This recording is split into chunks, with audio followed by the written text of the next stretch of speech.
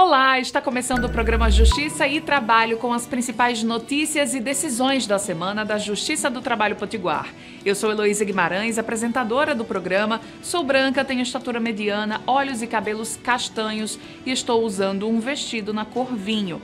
O cenário do programa Justiça e Trabalho é azul com a logomarca JT. Nas principais decisões desta semana, a gente vai te mostrar que uma empresa foi condenada a pagar uma indenização para um empregado que se acidentou durante o serviço.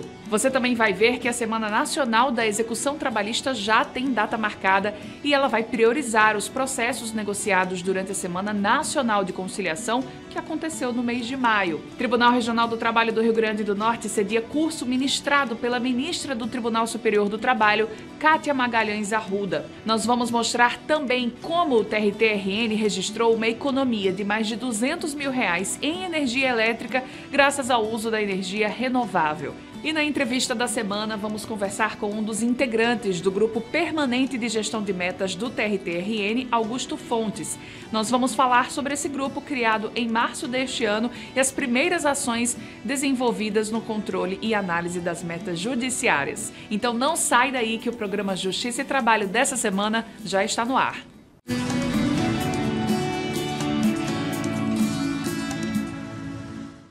Uma empresa do ramo da construção civil foi condenada a indenizar um motorista que se acidentou durante o serviço por não estar usando itens de proteção individual que deveriam ser fornecidos pela empresa.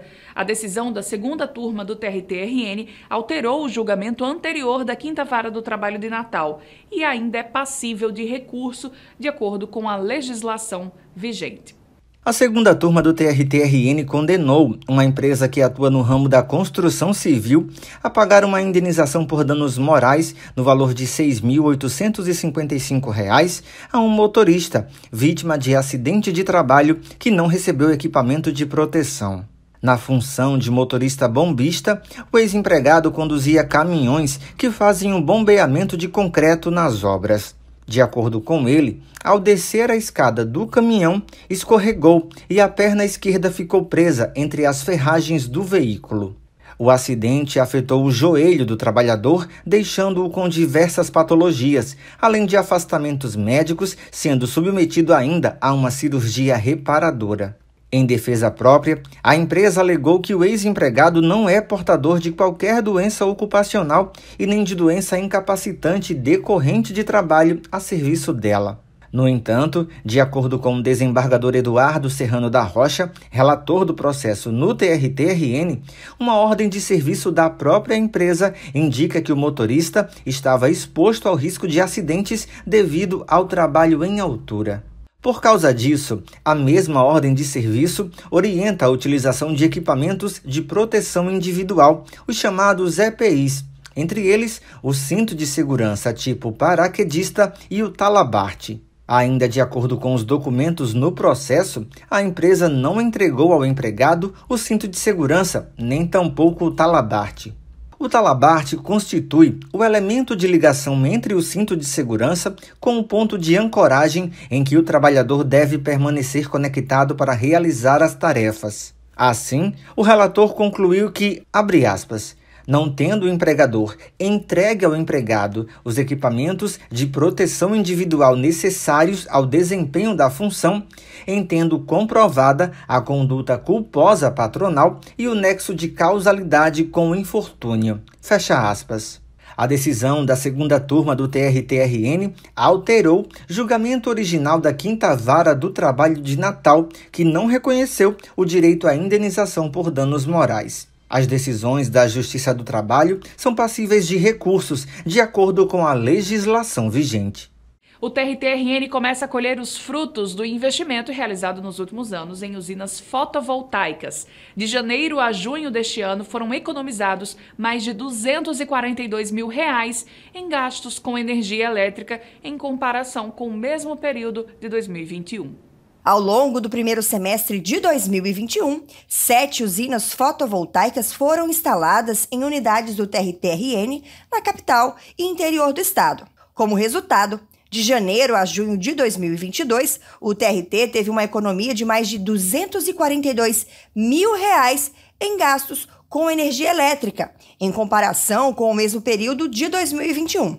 As usinas têm a capacidade de gerar energia elétrica renovável e limpa através da luz solar, além de reduzir o impacto ambiental. Realmente teve início ano passado, foram instaladas várias usinas fotovoltaicas aqui no estado e no interior, e nós estamos colhendo esses benefícios esse ano, principalmente na economia, né, que a gente teve uma economia de janeiro a junho de em torno de 250 mil, e fora que é uma energia limpa, né, a gente não está poluindo o meio ambiente, a gente está usando a energia solar.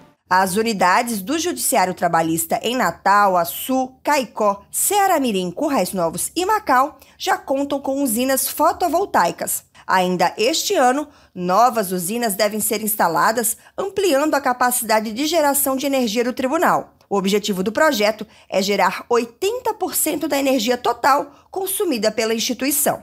É um investimento que ele tem um retorno rápido, geralmente 3, 4 anos.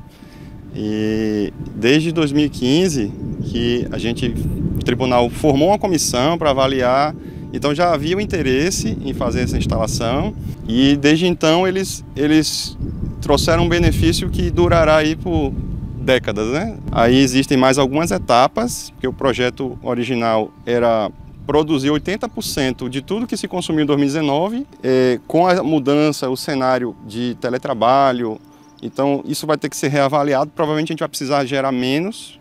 Então, foi revisto o projeto, diminuímos o número de etapas, seriam 5 etapas, agora serão 3. E esse ano tem a expectativa de instalar mais uma usina em Mossoró. E ano que vem, para fechar o projeto, gerar o máximo possível para compensar o nosso consumo.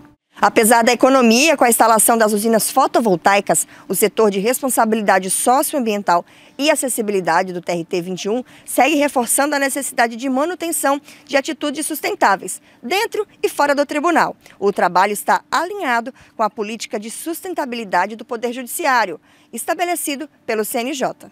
Em 2015 também teve um marco importante que foi criada a Agenda 2030. Essa agenda que muita gente fala que é a agenda da Organização das Nações Unidas. É da Organização das Nações Unidas, da ONU, mas ela também é nossa. Então todo mundo pode fazer alguma coisa para contribuir com esse atingimento dessas metas. E o legal disso é que o TRT desde 2019, signatário dessa agenda. Então, todas as ações que a gente faz aqui no tribunal, seja na área meio ou seja na área fim, nós buscamos atingir as metas da ONU, da Agenda 2030. A Comissão Nacional de Efetividade da Execução Trabalhista já definiu a data para a realização da Semana Nacional da Execução Trabalhista. A iniciativa vai acontecer no período de 19 a 23 de setembro e terá como objetivo priorizar os processos de acordo trabalhistas que foram negociados durante a Semana Nacional de Conciliação, que aconteceu no último mês de maio, mas que ainda não foram quitados. A Semana Nacional da Execução Trabalhista deste ano já tem data para acontecer. A 12ª edição do evento será realizada entre os dias 19 e 23 de setembro e tem como principal meta a solução de processos em fase final ou de execução, ou seja, que dependem do pagamento do que foi definido em juízo. A edição deste ano traz no lema e na identidade visual referências à Copa do Mundo de Futebol, que será realizada em novembro no Catar e terá como slogan "Na cara do gol, vire o jogo e finalize seu processo". Segundo o coordenador nacional da Comissão de Efetividade da Execução Trabalhista, ministro do Tribunal Superior do Trabalho Cláudio Brandão, a temática busca aproveitar toda a mobilização que a Copa do Mundo gera no país para ampliar a política de efetividade das decisões da Justiça do Trabalho. E para participar é fácil. Trabalhadores ou empresas que são partes em processos trabalhistas podem participar por meio de inscrição disponível no site do TST. Na fase de execução, os processos podem ser encerrados por meio de acordo ou pagamento aos credores decorrentes de vendas de bens ou bloqueios de valores. Durante o período, magistrados e servidores das unidades judiciárias e administrativas dos 24 tribunais regionais do trabalho se mobilizam em todo o país para a realização de audiências de conciliação em execução, ações de pesquisa patrimonial, alienação judicial de bens penhorados e pautas especiais, entre outras ações. Se você tem um processo em fase de execução, não deixe de participar. Converse com sua advogada ou advogado. Além dos tribunais regionais, a edição de 2022 também premiará as varas do trabalho que mais se destacarem nas ações da semana. O objetivo é proporcionar um reconhecimento simbólico pelo trabalho dos magistrados e servidores das varas do trabalho de todo o país. Organizado pela Comissão Nacional de Efetividade da Execução Trabalhista, o evento é um dos mais tradicionais do calendário anual da Justiça do Trabalho, sendo realizado sempre na terceira semana do mês de setembro. Na edição do ano passado, a campanha foi organizada em conjunto com a Conciliação Trabalhista. Na ocasião, foram quase 67 mil pessoas atendidas e mais de R$1.800.000 movimentados em processos na fase de execução. Se você se interessou e quer saber mais sobre o evento, basta acessar o site do TST. Lá tem todas as informações para você saber mais sobre a execução trabalhista. O endereço é o www.tst.jus.br/web/execução trabalhista. O TRT-RN e a Escola Judicial realizaram na semana passada um curso sobre políticas públicas sociais e trabalhistas no Estado brasileiro, que contou com a mentoria da ministra do Tribunal Superior do Trabalho, Kátia Magalhães Arruda. A capacitação teve mediação da presidente do TRT-RN, desembargadora Maria do Perpétuo Socorro Vanderlei de Castro, e reuniu magistrados, servidores e estagiários. O curso foi realizado de forma híbrida. Durante a formação, a ministra Kátia Magalhães, que é doutora em políticas públicas, tratou da ligação entre Estado, políticas públicas e justiça social. Ela também traçou um histórico das chamadas políticas distributivas e trouxe a ideia de pensadores para a formação do Brasil enquanto nação e das suas necessidades para as melhorias sociais. As políticas públicas, elas interagem. Então, às vezes, você coloca uma política para uma determinada coisa e ela, bem aplicada, ela sai repercutindo em diversas outras. Agora a gente faz uma pausa e na volta você confere a entrevista que eu fiz com Augusto Fontes. Nós falamos sobre as ações e inovações que o setor de gestão de metas tem feito para aperfeiçoar as rotinas administrativas do tribunal e das varas de trabalho do interior. A gente volta já.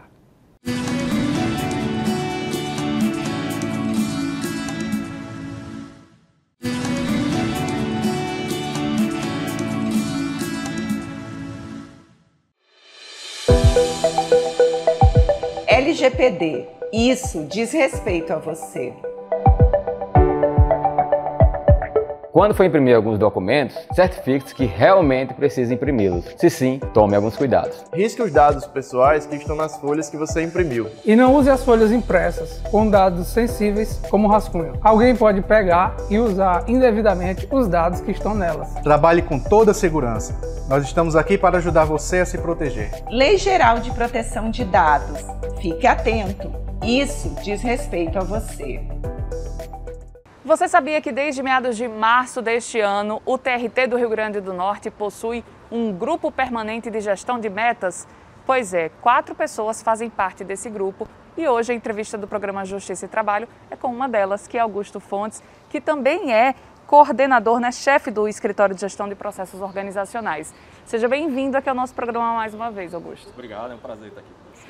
Me fala um pouquinho sobre o grupo. Vocês estão atuando desde março, né? E como é que ele funciona? Qual o objetivo de vocês? Bom, esse grupo é formado por 4 pessoas, como você bem falou.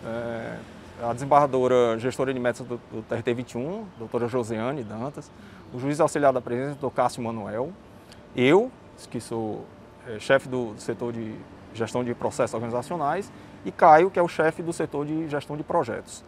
O grupo foi criado com o intuito de avaliar e direcionar algumas das ações relacionadas à gestão de metas do tribunal. Essas metas, né, o foco do grupo são as metas da prestação jurisdicional, que é a área fim do tribunal, né? São metas nacionais, tanto metas definidas pelo CNJ, como também algumas metas definidas pelo Conselho CSJT, Conselho Superior da Justiça do Trabalho. Nosso trabalho inicial focou em um desses indicadores, na verdade, né, que é o IGEST. Né? O IGEST é um indicador nacional que mede assim, o desempenho das varas do trabalho. Então, o foco principal, né, nesse primeiro momento foi a primeira instância, as varas onde estão, na verdade, a maior quantidade dos nossos processos, né, nossas ações trabalhistas. Essa primeira ação do grupo, né, foi avaliar, né, a situação, né, qual era o cenário do TRT-21, das varas do TRT-21 frente às outras varas de todo o Brasil e identificar, né, os principais problemas ou os principais entraves, né, para que nós alcançássemos melhores resultados nesse indicador. Como fruto desse trabalho, né, foi desenvolvida uma ferramenta de Business Intelligence, BI, é um painel de consultas, né, que na verdade a grande vantagem dessa ferramenta é que ela unifica, ela junta uma série de dados de diferentes bases, né?